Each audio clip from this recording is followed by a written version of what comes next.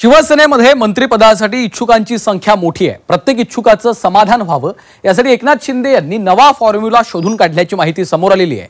सगळ्या इच्छुकांना मंत्रिपदाची संधी मिळावी यासाठी अडीच वर्ष मंत्रिपदाची संधी मिळणार आहे।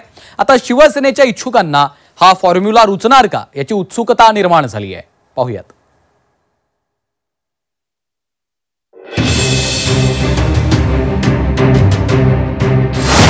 शिवसेनेचा मंत्रिपदाचा फिरता चषक फॉर्म्युला। अडीच वर्षांसाठी नेत्यांना देणार मंत्रिपद।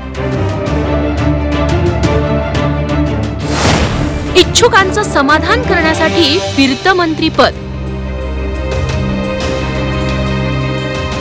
विधानसभा निवडणुकीत एकनाथ शिंदे यांच्या शिवसेनेचे 57 आमदार निवडून आले।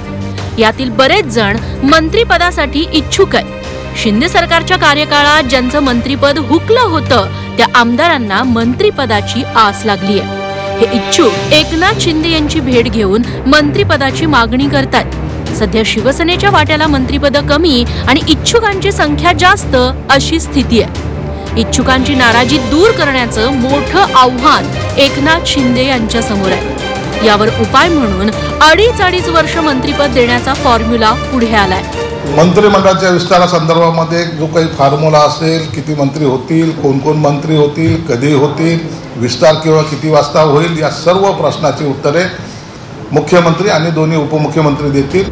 इच्छुकांची संख्या खूपच मोठी आहे, त्यामुळे मागील सरकारमध्ये मंत्री असलेल्या काही मंत्र्यांचा पत्ता कट होण्याची शक्यता देखील वर्तवली जाते। मंत्रिमंडळ विस्तार कधी होणार, कोणाला किती व कोणती खाती मिळणार याकडे सर्वांचं लक्ष लागलं आहे। आता ह्या शेवटच्या टप्प्यामध्ये याबाबत बैठकीचा सिलसिला सुरू झाला आहे। काही वेळापूर्वीच भाजपा नेते बावनकुळे व उपमुख्यमंत्री एकनाथ शिंदे यांची बंद दारात तब्बल 40 मिनिटं बैठक झाली।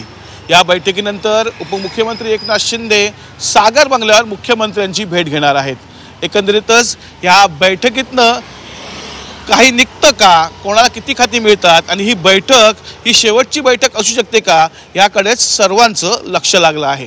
आमदारांमध्ये समतोल राखण्यासाठी एकनाथ शिंदे हे त्यांच्या पक्षातील आमदारांना 4 निकषांवर मंत्रिपद देणार असल्याची माहिती आहे। पक्ष वाढवण्यात योगदान देणाऱ्यांचा विचार मंत्रिपद देताना केला जाईल। निवडणूक प्रचारात आमदारांना किती साथ दिली ही बाब मंत्रिपद देताना विचारात घेतली जाईल। प्रादेशिक आणि जातीय समीकरणांचा समतोल साधला जाणार आहे। आगामी स्थानिक स्वराज्य संस्थांच्या निवडणुका लक्षात घेऊन मंत्र्यांची निवड केली जाईल। परफॉर्मन्स हा मंत्रिपद देताना महत्त्वाचा मुद्दा असणार आहे। खास करून हे निकष माजी मंत्री आणि आमदार यांना लावले जाणार आहेत। पहिली 2.5 वर्ष जे 10 मंत्री शपथ घेतील त्यांना 2.5 वर्षांनंतर आपलं मंत्रिपद सोडावं लागणार आहे। इतर इच्छुकांना त्या ठिकाणी संधी मिळणार आहे। हा नवीन फॉर्म्युला शिवसेना आमदारांना रुचतोय का, किंवा या फॉर्म्युला सोबत शिवसेनेतील आमदारांची नाराजी दूर होते का, हे देखील पाहणं तितकंच महत्त्वाचं असणार आहे। कपिल राऊतसह ब्युरो रिपोर्ट झी 24 तास, मुंबई।